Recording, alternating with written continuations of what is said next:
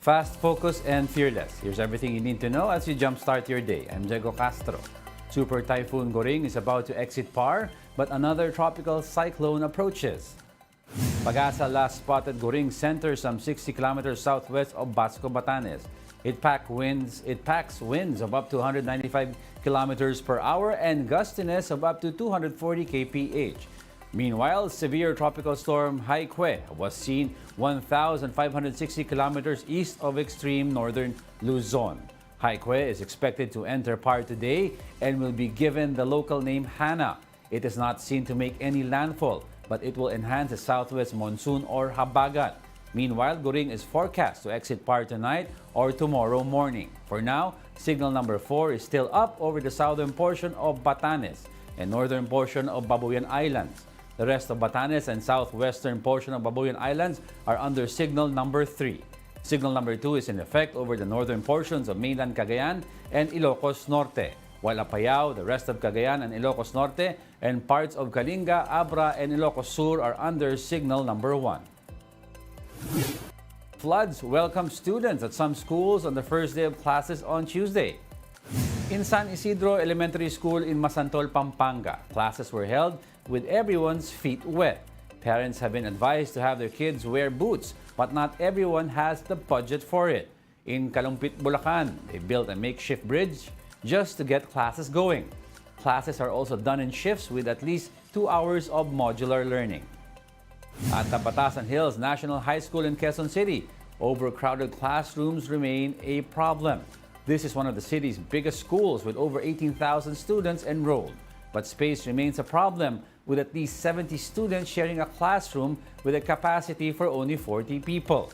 The school management has split classes into shifts and is planning to build 58 more classrooms. The Education Department checked in on the 14 EMBO schools that have yet to be turned over to Taguig. DepEd Assistant Secretary Francis Bringas personally inspected the schools.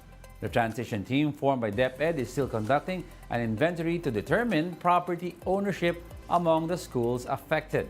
As for school supplies and uniforms, DepEd said students are free to use items provided by either Taguig or Makati.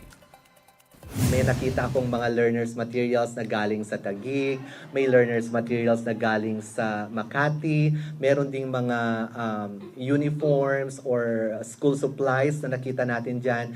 Ang atin naman sa DepEd, if these are given to our learners for free, then we will not refuse them. Our learners will gladly accept them because they will be helpful in their everyday. A suspected gun-for-hire shot and killed a community leader about to file her certificate of candidacy in Midsayap, Cotabato. The shooting happened in broad daylight just outside the Municipal Hall compound on Tuesday. Town Mayor Rolly Sakdalan identified the victim as Haron Dimalanes. Dimalanes was about to disembark from his vehicle when he was shot in the head by a still unknown assailant. He was declared dead on arrival at the hospital. Authorities said this killing is likely connected to Dimalanes' candidacy for barangay chairman of Malingao. This is the second killing associated with the upcoming barangay and SK elections since the start of COC filing. We'll be back with more stories after the break. Keep it here on One News.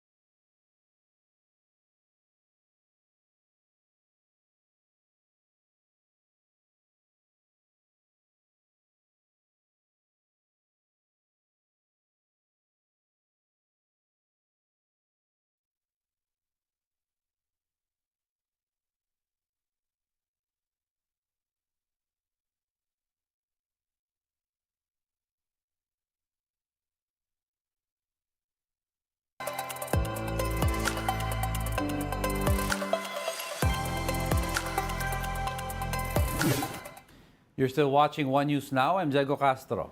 Veteran broadcaster Mike Enriquez has passed away at the age of 71. In a statement, GMA Network says Enriquez died peacefully on August 29. The network says they deeply mourn the passing of Enriquez, noting that his dedication to the industry will serve as an inspiration to all. Enriquez was one of the anchors of GMA's flagship newscast, 24 Oras.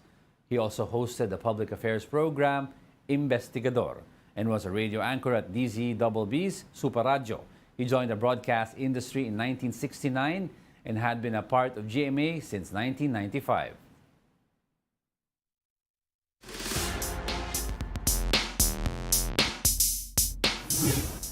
Gilas ends their FIBA World Cup journey early after bowing to Italy in their last group phase game.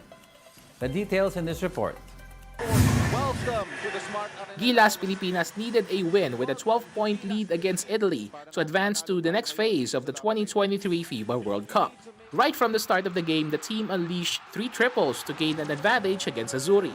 In the second quarter, however, Italy launched a massive scoring run, led by Simone Fontecchio with 14 points to extend their lead by 8 points. Azzurri continued to rain threes in the third, including a buzzer-beating 3 from Alessandro Pajola. By the fourth quarter, Italy showed why they're among the world's top 10 and Gilas couldn't catch up. The Philippines fell to Italy 90-83.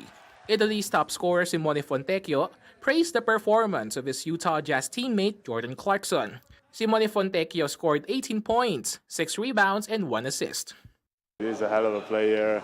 He played his heart off the whole game, the whole 3 games I saw, and it was just unbelievable. You guys are really lucky to have him. Renz Abando, who scored 8 points and grabbed 2 rebounds for Gilas, asked fans not to bash the national team. Ito yung time na hindi na dapat natin hinahatak pababa yung mga teammates ko, mga coaches ko. Alam ko, konti yung mga nambabash sa akin, pero yung mga sa teammates ko, may mga nambabash, may nababasa ko, and lalo na sa mga coaches, hindi ito yung tamang panahon para i-bash sila kasi tao lang din tayo, nagkakamali, and ginagawa rin nila yung best nila. But if the team was disappointed in their group phase results, Pinoy basketball fans are even more frustrated. A Filipino supporter shared the mood change of the crowd from the first quarter to the second quarter.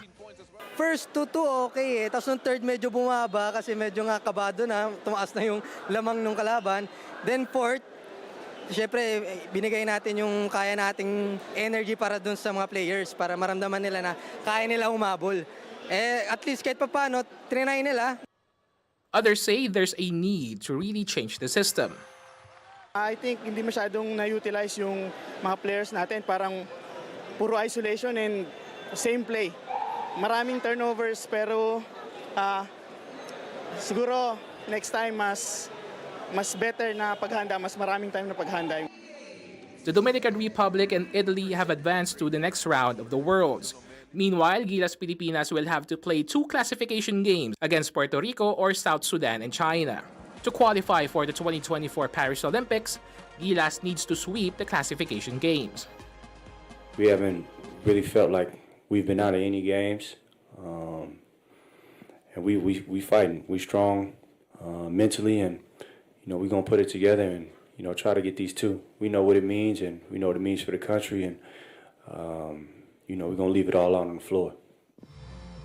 The 2023 FIBA World Cup is still underway. You can catch the games live on One Sports, One Sports Plus, and the Pilipinas Live app. And that's it for this hour. Join us again at 9 a.m. as we continue to monitor the day's biggest stories. I'm Diego Castro. We are One News, all sides, all the time.